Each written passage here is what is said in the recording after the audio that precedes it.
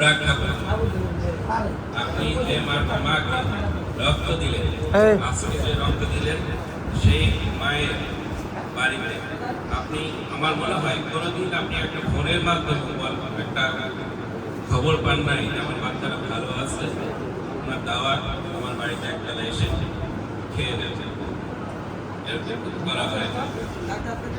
আমরা যখনই রক্ত প্রদান করি সেই ক্ষেত্রে আমরা টাকা পয়সা ছাড়া আবার ফ্রি রক্ত প্রদান করার প্রেক্ষাপটে আমাদের অন্তত চাওয়া থাকে যে অন্তত সে আমার সেই বাচ্চাটার যখন একটা বিলাপ মাহফিল হয়, যে ছেলেটা রক্ত দিল তাকে অন্তত যেন একটু দাওয়াত দেওয়া কীভাবে সে উৎসাহিত। কিন্তু বর্তমান প্রেক্ষাপটে আমরা যেটা দেখতে পাই কিছু হলুদ সাংবাদিক আমাদের এই মহান চেষ্টা, সেই চেষ্টাকে খুব নিম্নমানের পর্যায়ে আমাদের নিয়ে ছেড়ে দেয়। আজ পর্যন্ত আমি দেখি নাই যে একটা ভালো কাজের বিনিময়ে সে একটা পত্রিকায় নিয়ে আসছে, একটা ভালো কাজের বিনিময়ে একজন হলুদ সাংবাদিক তার ফেসবুকে নিউজ করছে, এটা আমরা দেখি। কিন্তু আপনি রক্ত প্রদান করছেন, আপনার রক্তে রিয়াকশন করছেন, সেই হলুদ সাংবাদিক সে আপনাকে কি করবেন, আপনি গাঁজা খান, আপনি মদ খান, আপনি ভালো ছিলেন, কোথা থেকে রক্তটা এনে দিলেন? এই রক্তটা আমরা উপকার তো পেলামই না, আর অপকার মাধ্যমে আমাদের রোগী ক্ষতিগ্রস্ত হয়ে গেল। সেটা কিন্তু ভাইরাল হয়ে যাবে, সেটা কিন্তু প্রচুর নিউজ হবে। ভালো কাজটা কিন্তু আদৌ কোনো নিউজ হচ্ছে না। আমি আমার শ্রদ্ধেয় রক্তদানকারী ভাইদের আমি বলবো, এখানে আপনার সবাই সব স্থান থেকে প্রতিহত করবে, সব স্থান থেকে এই হলুদ সাংবাদিকদের প্রতিহত করে তাদের ভালো কাজের মাধ্যমে আমাদের পাশে থাকে সেই ব্যবস্থা আমাদের করতে হবে। এখন স্বাস্থ্য ব্যবস্থার যে অবস্থা সেটা যদি আমি বলি, বর্তমানে সবচেয়ে কঠিন একটা পরিস্থিতির মধ্যে যাচ্ছে এই স্বাস্থ্য ব্যবস্থা। এই আপনি যেখানেই ভালো কাজ করবেন সেখানেই প্রতিহত করা হচ্ছে। আপনি আজকের দিনে চিন্তা করেন, আদিন হসপিটালের মতো একটা হসপিটাল যেখানে খুবই কম টাকার বিনিময়ে চিকিৎসা করা হয়, সেই হসপিটালটাকে আজকে লাইসেন্সিং করা হয়েছে। এটা আমরা নবজীবন ব্লাড ক্লাব থেকে এটা আমি তীব্র প্রতিবাদ জানাচ্ছি। কারণ আজকে এরকম একটা ভালো হসপিটাল যদি আমাদের দেশ থেকে বন্ধ হয়ে যায়, সামনে আরো ভালো হসপিটাল আছে, সেগুলো বন্ধ করার ব্যবস্থা নেবে। এটা কিছু লোকের পরিকল্পিত একটা চিন্তাধারা। আদিন হসপিটালে কি হয়েছে, 6টা বাচ্চা মারা গেছে, 6টা বাচ্চা এখানে মারা গেছে। যার কারণে মারা গেছে, যাদের ব্যর্থতায় মারা গেছে, যাদের অবহেলায় মারা গেছে, তারাই শুধু এখানে বিচার বা আইনের আওতাধীন আসতে পারে, সমস্ত হসপিটাল না। সেই হসপিটালটাকে আজকে লাইসেন্সিং করা হয়েছে। এরকম যদি প্রতিনিয়ত চলতে থাকে তাহলে এই সেবা থেকে সবাই চলে যাবে। আমাদের যেখানে উৎসাহিত করে সেখানে আমাদের বাধাগ্রস্ত করা হচ্ছে। এরকম বাধাগ্রস্ত হয়তো আজকে আপনি সারা বাংলাদেশে নিউজ হয়েছে, সেগুলো জানতে পারি। এরকম বাধাগ্রস্ত প্রত্যেকটা হসপিটাল প্রত্যেকটা মুহূর্তেই হচ্ছে। এখানে আমাদের দেশের চাকরি বাইরে আছে, তারা এই বিষয়ে অত্যন্ত সতর্ক থাকবেন যাতে একটা সেবা দেওয়ার যে প্রতিষ্ঠান, সেই প্রতিষ্ঠানটা কোনোভাবে কোনো জায়গায় ব্যাহত না ঘটে। আমরা অনেক অনেক বড় ধরনের কাজের সাথে যুক্ত থাকি। কিছুদিন আগে আমাদের এক স্বেচ্ছাসেবী ভাই ফেসবুকে একটা আপডেট দিয়েছে যে একজন নবমুসলিম মায়ের ফ্রি চিকিৎসা প্রয়োজন, তার মধ্যে আমার অপারেশন আমি সেখানে ফেসবুকে নিউজটা দেখি, আমি সাথে সাথে ওই স্বেচ্ছাসেবী ভাইকে বলি, তুমি নিউজটা আমার কাছে আনো। আমি সেখানে রোগীটাকে ফ্রি অপারেশন করেছি, সমস্ত ওষুধ এবং সেই অপারেশনটা আমি কোনো ছোট ডক্টর দিয়ে করাই না, যেহেতু ফ্রি আমি একজন ডক্টর দিয়ে করে দিই। আমি সেই অপারেশনটা সবচেয়ে বড় ডক্টর অধ্যাপক ডক্টর শিলারানী দাস ম্যাডামকে নিয়োগ দিয়েছিলাম এবং সমস্ত ওষুধপত্র ডক্টর ক্যাবিন সব কিছু তৈরি করে দিয়েছিলাম। সেই অপারেশন করার পরে সবাই আমরা ছিলাম ওই আমাদের কেউ আয়সা একজন সাংবাদিক ওই পরিবার থেকে যাওয়ার সময় দেখা বলে দেবে আমি চলে যাচ্ছি, আমার জন্য দোয়া করবে, এরকম একটা কথা বলে দেবে। এই কথা বলার উদ্দেশ্য সেটাই, আসলে কোনো কিছু ফ্রি করা আমি একটা যুক্তিসঙ্গত মনে করি না। ফ্রি বললে যেটা হয় ফ্রি কাজে কোরআনের কাছে যাওয়া মানে লেখাটা আমি তারিখ দিয়ে দেবো। ফ্রি কিন্তু অনেক বেশি।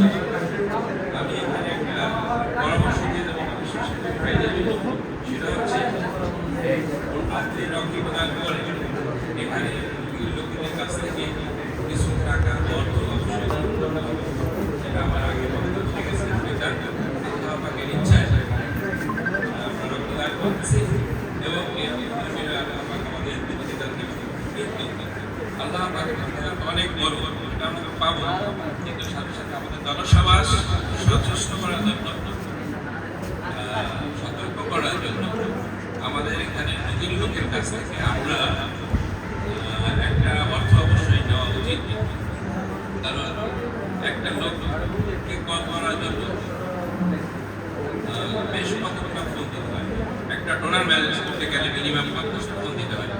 সেই ডোনারকে বাড়ি থেকে নিয়ে আসতে হয়, তাকে কিছু খাবার দাবার দিতে হয়।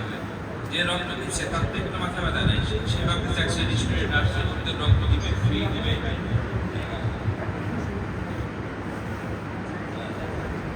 ফ্রিতে দিবে, এটাই নেই।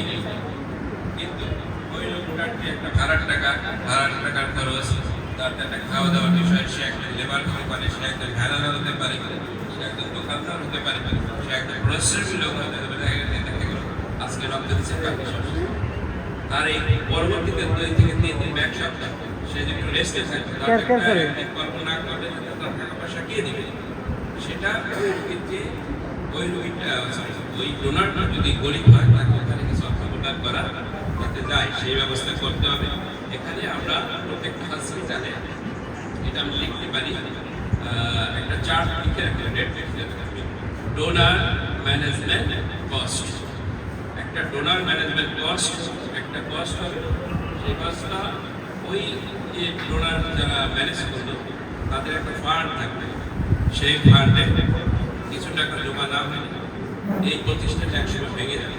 স্বেচ্ছায় কতদিন কে কাজ করবে, যদি এর একটা অফিস হয়, কিছু লোক এখান থেকে যদি কিছু অর্থনৈতিকভাবে লাভবান হয়, তাহলে এই প্রতিষ্ঠানের সাথে সে সারা জীবন লেগে থাকবে। তার একটা কর্মসংস্থান ছিল, অন্তত মাসে বেতন দেওয়া হবে। আমরা ইউনিয়নের কাছ থেকে, ইউএসএর কাছ থেকে, সিভিল সার্জনের কাছ থেকে আমরা একটা অনুমতি নিয়ে আসবো যে আমরা ডোনার ম্যানেজমেন্ট কস্ট পাবো, আমরা 1000 টাকা অথবা 500 টাকা মিনিমাম একটা কস্ট যেন আমরা নিই। এই একটা কস্ট যদি দেওয়া থাকে, সেই ক্ষেত্রে আমাদের এই প্রতিষ্ঠান আরও সামনের দিকে এগিয়ে যাওয়ার জন্য খুব সহজলভ্য একটা বিষয় হবে। সেখানে অর্থ নাই, সেখানে ম্যানেজমেন্টও থাকে না। যেখানে অর্থ নাই সেখানে ভালো কিছু আশাও করা যায় না। এখন আমাদের এই ডোনার ক্লাবে আমাদের কোনো অফিস নেই, আমরা বসে পরামর্শ করবো আমরা কতদূর আগাইছি, কতদূর সামনে কি করা উচিত, এই বিষয়ে আমাদের অবশ্যই আরো সচেষ্ট হতে হবে। কোটি কয়েক লোকের সহযোগিতায় এরকম একটা সংগঠন চলতে পারে।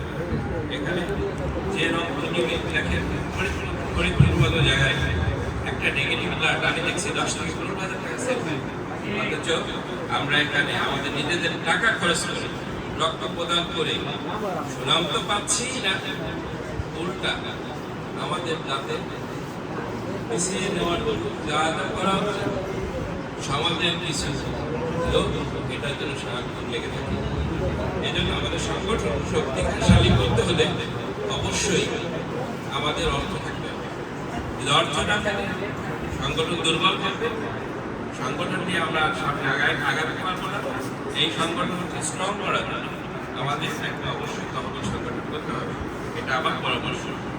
এরপর আপনারা যারা আছেন সবাই এটা বিবেচনায় নিয়ে কি করা যায় চিন্তা দেখা যেতে পারে।